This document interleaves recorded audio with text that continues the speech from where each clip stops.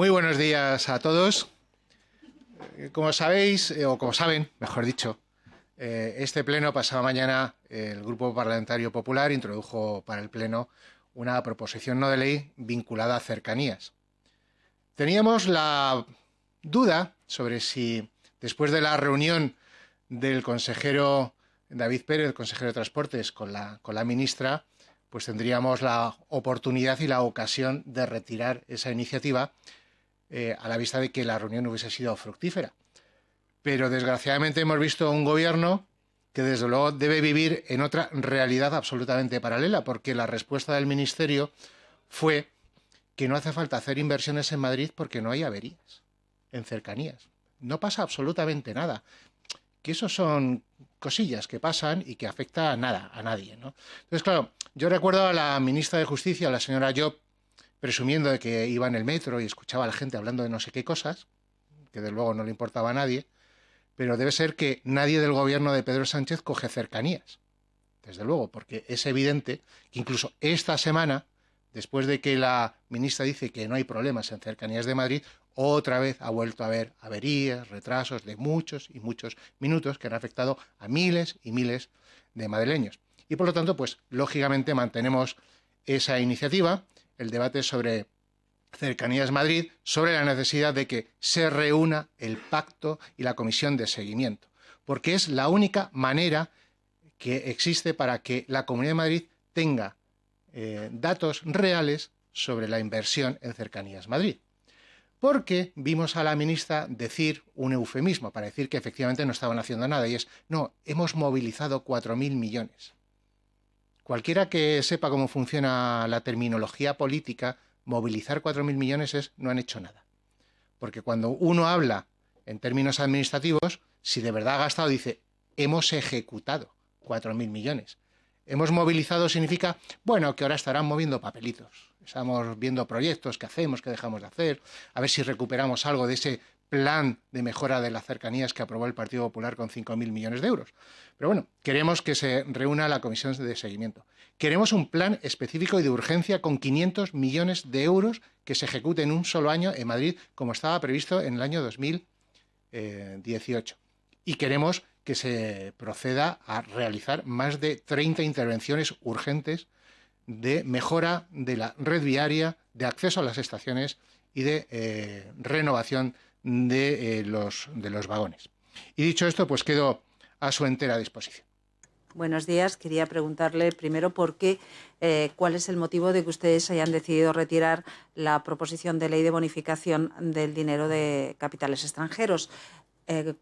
No esperaban contar con el respaldo de Vox, lo van a negociar, ¿qué va a pasar con eso? Después también me gustaría saber qué pasa con la ley de ayudas a la maternidad, pendiente también del respaldo de Vox y de unas enmiendas que continúan vivas. Y por último, la VTC, que vuelve al Pleno. ¿Esta vez cuentan ustedes con poder sacarlo adelante? Gracias. VTC. Lógicamente nosotros esperamos que esas enmiendas a la totalidad con texto alternativo pues no salgan adelante, podamos continuar con la tramitación del proyecto de ley tal y como teníamos previsto y que en la comisión correspondiente de la Comisión de Transportes del 8 de marzo se pueda aprobar un dictamen en comisión después de que se tramiten las enmiendas oportunas, las enmiendas parciales que hayan registrado los grupos parlamentarios, que además creo que acaba hoy el plazo de presentación de enmiendas parciales. Y yo confío en que va a ser así. Respecto a la tramitación de las deducciones fiscales en materia de maternidad, natalidad, nosotros seguimos en la misma posición que en su momento. Ya hablamos con Vox sobre 4 enmiendas transaccionales en su momento, que por circunstancias no se pudieron aprobar en comisión, pero que volvemos a plantear y que están encima de la mesa para aprobar pasado mañana en el Pleno. Y por lo tanto, yo en ese sentido soy absolutamente optimista. Y en relación a la ley con nuevas deducciones para aquellas personas que, habiendo estado fuera de España, vuelvan a residir o fijen su residencia en Madrid y realicen cierto tipo de inversiones, yo entiendo las dudas que puede generar, lógicamente, en ustedes, pero de verdad que me sorprende la capacidad de especulación que tienen los grupos parlamentarios para sacar conclusiones simplemente por un gesto como este. Es decir, lo voy a explicar porque es muy fácil de entender. Hemos hablado de 3 proyectos de ley de deducciones fiscales vinculadas al IRPF. El Gobierno tramitó esas 3 iniciativas con un periodo concreto y en un orden cronológico determinado. Y lo lógico y lo sensato, teniendo en cuenta la técnica normativa, es que en esta Cámara aprobemos esas leyes exactamente en el mismo orden de reenvío del Gobierno. Y por lo tanto, pasado mañana aprobaremos la de deducciones de maternidad y natalidad, que es la primera que el Gobierno registró en esta Cámara, y probablemente en el pleno del día 23 de marzo, que es el último pleno de la legislatura, debatamos y se aprueben en su caso los otros 2 proyectos de ley, el de deducciones generales del IRPF y, por último, esta deducción que afecta a inversiones producidas en Madrid por personas que hayan tenido anteriormente residencia en el extranjero. Por lo tanto, no hay ninguna vinculación con ninguna negociación. Lo que sí me sorprende, y tengo que decir, es la respuesta del Grupo Parlamentario Vox. Porque una vez más demuestran que tienen un problema con el reglamento, tienen un problema con el calendario y tienen un problema con el reloj. Ya les pasó con las enmiendas a los presupuestos. La señora Monasterio ha enseñado una proposición de ley diciendo: si el Partido Popular quiere nuestro apoyo, tendrá que apoyar el nuestro, en el que pedimos que estas inversiones no sean para estas deducciones no sean para los extranjeros, sino que sea para los madrileños. Claro, es que esta es una iniciativa que ha registrado esta mañana. Cualquiera que sepa un poquito el reglamento y los trámites que hay posteriormente, nos llevaría que hasta el 28 de marzo no acabarían todos los trámites oportunos para estar, en su caso, en disposición de incluirse en un pleno posterior. 28 de marzo. Oh, vaya, es que el pleno la legislatura acaba el 23 de marzo. Entonces, registran papeles que no sirven para nada, como las enmiendas a los presupuestos. Sinceramente, no lo entiendo. Es decir, yo, de verdad, hubiese tal vez habido posibilidades de negociar algo, no lo sé, pero a mí me gusta plantear las cosas en función de la realidad. Y la señora Monasterio pues se dedica a presentar papeles que no sirven para nada. Esto no se va a debatir, porque no hay plazo. Por lo tanto, estamos otra vez ante una cortina de humo. Y mire, que hagan lo que consideren oportuno con las deducciones para inversiones en Madrid. Pero yo voy a explicar algo que es muy importante, más allá del simplismo sobre si a quién beneficia. Las inversiones extranjeras son un elemento fundamental para el desarrollo económico de un país y de una región. De hecho, las inversiones extranjeras son responsables de la creación del 8% de los puestos de trabajo de España.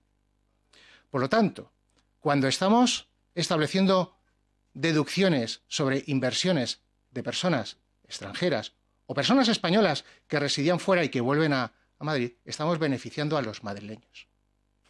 Es decir, esto es lo que en economía se llama ser consciente de lo que se ve y también de lo que no se ve, las consecuencias indirectas. Y cuando uno favorece que a Madrid venga inversión extranjera, está favoreciendo el crecimiento económico en una región como Madrid. Cuando favoreces el crecimiento económico en una región como Madrid, estás favoreciendo la creación de puestos de trabajo. Y cuando favoreces la creación de puestos de trabajo, estás contribuyendo a que se eleve la renta global de todos los madrileños. Y yo creo que eso es lo que hay que analizar en este sentido.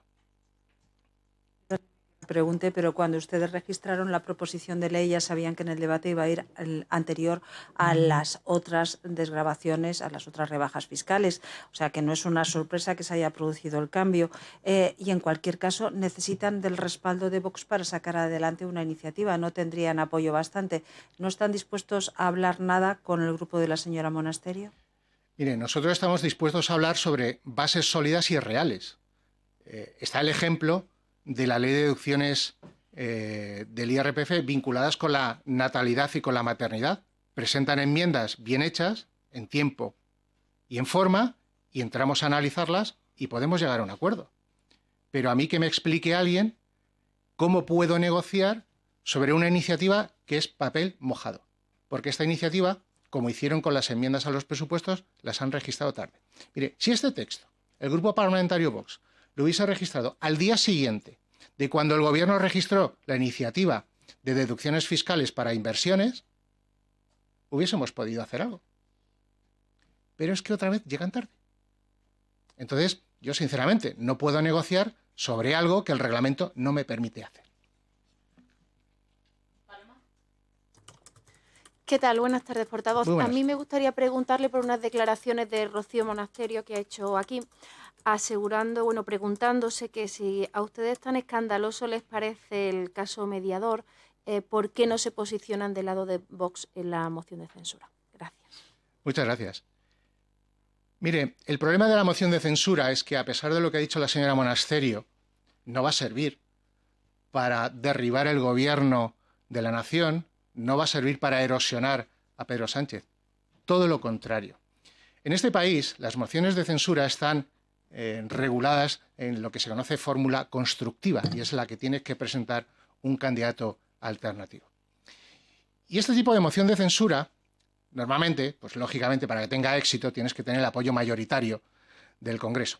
En este caso es una moción de censura condenada al fracaso, porque evidentemente no va a tener ningún efecto.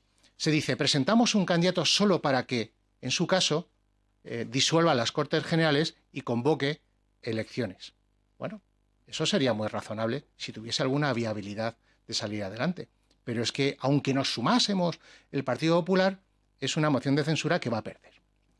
Y alguien puede decir, hombre, pero esta es una moción de censura que va a servir para criticar a Pedro Sánchez. Nosotros lo hacemos todas las sesiones del Congreso, semana tras semana, con lo cual a mí no me hace falta una moción de censura para criticar al señor Sánchez. Pero es que además lo que va a hacer es regalarle al señor Sánchez una victoria.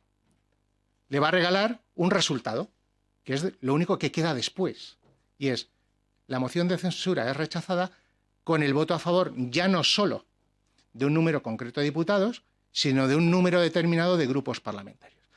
Y una moción de censura que uno presenta sabiendo que va a perder solamente tiene posibilidades de tener éxito desde el punto de vista político, no numérico, si se dan determinadas circunstancias como ocurrió en la moción de censura del año 81 o del año 80, la que presentó Felipe González. Se tienen que dar dos circunstancias. Uno, que el presidente del gobierno al cual se va a censurar tenga una posición absolutamente de debilidad en su propio partido. Algo que desgraciadamente no ocurre, porque Pedro Sánchez controla el PSOE con mano de hierro. Y la segunda circunstancia que se tiene que dar para que una moción de esta naturaleza pueda tener un éxito es que el número de grupos parlamentarios que apoyan la moción de censura, aunque sumen menos diputados, sea mayor que el del número de grupos parlamentarios que apoyan al presidente del gobierno, como ocurrió con Adolfo Suárez. El único grupo parlamentario que apoyó a Adolfo Suárez fue UCD, el suyo. Hubo 4 grupos parlamentarios que votaron a favor de la moción de censura. Adolfo Suárez salvó la moción de censura. No ganó la moción de censura. Sin embargo, políticamente acabó destrozado. Pero porque Adolfo Suárez en aquel momento ya tenía una situación de debilidad dentro de UCD y hubo más grupos parlamentarios que votaron a favor que votaron en contra de la moción de censura. Esto es lo que no entiende Vox. Mucho pensar en la historia de España, pero se olvidan de partes de la historia de España que son muy importantes, como es el uso de las mociones de censura. Y cuando además de eso lo que hacen es elegir un candidato que ni es diputado, ni es de Vox, sinceramente, y que además, como hemos conocido ahora, pues defiende y ha defendido y sostiene, porque lo tiene publicado, que hay que hacer cierto tipo de componendas respecto a la nación catalana, pues oye, allá Vox, nosotros no vamos a entrar en ese espectáculo y nos parece un grave error. Buenos días, portavoz. En primer lugar, sobre las deducciones fiscales, me gustaría saber si no consideran un error que se decidiera tramitar por lectura única, puesto que no daba posibilidades a negociar con Vox el articulado final, el resultado final del texto. Entonces, si no fue más un guiño de cara a este final de legislatura que parece que va a ser muy complicado que salga adelante, y si sale, como dice usted, será in extremis en el último pleno y porque acceda a Vox. En segundo lugar, sobre el tema que estábamos hablando de la moción de censura, me gustaría saber entonces si la señora Aguirre, expresidenta de la Comunidad de Madrid, se equivoca, porque al menos en 2 ocasiones la semana pasada le oímos apoyar la moción de censura presentada por el grupo parlamentario Vox. También le quería preguntar por la tala, por el tema de la ampliación de la línea 11. Vuelven a salir los vecinos este fin de semana. Parece que no han sido suficientes las garantías que ha ofrecido la Consejería para convencer a esos vecinos. Me gustaría saber si van a dar algún paso más, si van a reestudiar la ubicación de las 2 estaciones en cuestión, la de Comillas y la de la línea 11. Y por último, disculpe el abuso, el tema del Zendal. Hemos conocido esta mañana el borrador de una orden de la Consejería de Sanidad que a todas luces rebaja las condiciones que debe cumplir un establecimiento sanitario para ser considerado un hospital. Por ejemplo, ya no será necesario que las habitaciones cuenten con luz natural. Me gustaría saber si le parece que eso es avanzar en lo que a legislación sanitaria se refiere. Gracias. Mire, sobre las características que debe tener un establecimiento que se tenga que considerar hospital o no, es algo que desde luego yo no voy a entrar. No voy a entrar porque yo no soy un experto, a mí no me gusta hablar de lo que no sé. Y evidentemente estoy absolutamente convencido que los responsables de la Consejería de Sanidad adoptan decisiones sabiendo lo que hacen y de acuerdo a la normativa española. Y por lo tanto, desde ese punto de vista, no tengo absolutamente nada más que decir, salvo que el Zendal es una magnífica instalación que desde luego se construyó desde el inicio con una vocación polivalente, de flexibilidad, de usos diferentes en función de las diferentes necesidades que tuviese la realidad madrileña en el ámbito sanitario. Y desde ese punto de vista, sin duda, está cumpliendo francamente bien todas las expectativas que se pusieron en esa instalación. Respecto a la ampliación de la línea de metro y los árboles, tengo que decir que desgraciadamente en esta comunidad, en esta región, hay árboles de derechas y árboles de izquierdas. Porque cuando resulta que es la Comunidad de Madrid la que quiere hacer una obra en la que se van a ver afectado un número determinado de árboles, pues la izquierda se moviliza, se manifiesta, etcétera. Pero si es el propio Gobierno de España el que le pide al Ayuntamiento de Madrid que tale 300 árboles para hacer mejoras en instalaciones como por ejemplo en el entorno de Atocha, nadie se preocupa. Entonces, no sé por qué 250 árboles, 80, porque la verdad, a veces los números se me escapan. Es decir, la izquierda ha hablado de 1000 árboles. Hace poco vi un tuit de Más Madrid, hablaron que era una zona de 250 árboles. Yo he visto por ahí algún mensaje en el que al parecer son 80, en realidad los que se verían afectados, pero da igual, con independencia del número. Me quedo incluso con el tuit de Más Madrid que vi recientemente de 250 árboles afectados. Bueno, ¿por qué 250 árboles afectados cuando es una obra que va a hacer el Partido Popular? Pues requiere de movilizaciones, pero cuando son 300 árboles afectados por obras y mejoras que pide el Gobierno de España, no hay movilización. Y desde ese punto de vista no tengo absolutamente nada más que decir. Y por último, respecto a la moción de censura, aparte de insistir en mi argumentación respecto a que es un nuevo regalo de Vox a Pedro Sánchez, es regalarle una victoria parlamentaria, es regalarle una imagen de que la inmensa mayoría del Congreso apoya al presidente del Gobierno, y con todo mi cariño y con todo mi respeto a Esperanza Aguirre, no comparto su opinión, porque lógicamente todas las personas tienen derecho a opinar de una manera diferente y aunque haya sido presidenta del Partido Popular de Madrid y presidenta de la Comunidad de Madrid, no tengo por qué compartir al 100% lo que dice. Buenos días, portavoz. Ayer Más Madrid presentó una denuncia por los contratos que Ayuso, alegaba, ha dado a dedo por valor de 1.200 millones y nada, quería preguntarle cuál es su opinión al respecto. Mire, Más Madrid tiene un récord y es la de haber presentado muchas denuncias ante la Fiscalía y le han sido archivadas todas.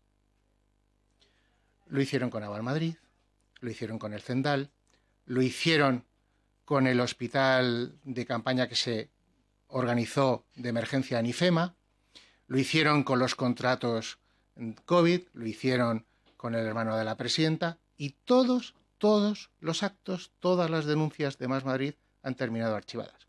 Como usted comprenderá, con esos antecedentes y habiendo leído un poco por encima esta denuncia, me puedo reír. Estoy absolutamente tranquilo porque ese será un documento que acabará exactamente en el mismo sitio, en un archivo. Sí, hola, ¿qué tal? Una pregunta en torno a otro asunto del Pleno. Vox lleva la derogación de lo que ha dado en llamar Ley Trans de la Comunidad de Madrid.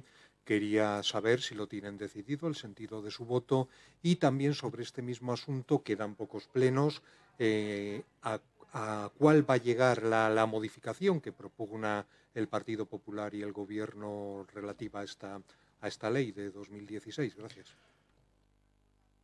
La posición del Grupo Parlamentario Popular la conocerán pasado mañana en el Pleno.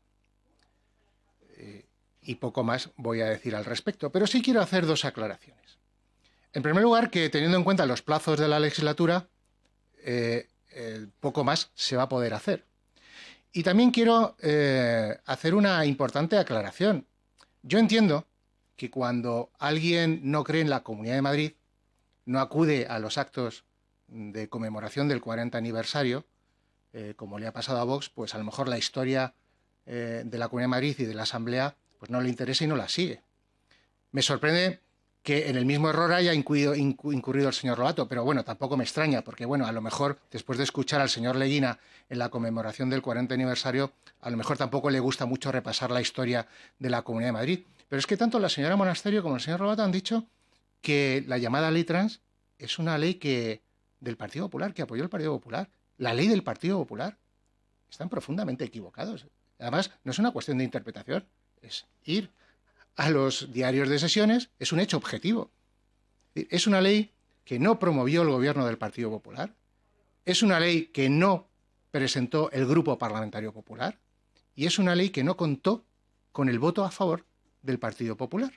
Por lo tanto, que la señora Monasterio deje de mentir cuando dice que es la ley del Partido Popular, la ley Ayuso, la ley Cifuentes, etc. Es una ley que no contó con el apoyo del Partido Popular. Y a partir de ahí también hemos dicho siempre, y lo volvemos a repetir, que no siendo una ley del Partido Popular, había muchas cosas que había que modificar. Ese es nuestro compromiso y lo seguimos manteniendo. Entiendo, perdón que repregunte, que la decisión del voto no está decidida o lo tienen decidido y no... Lo comunicaremos el pasado mañana durante el Pleno.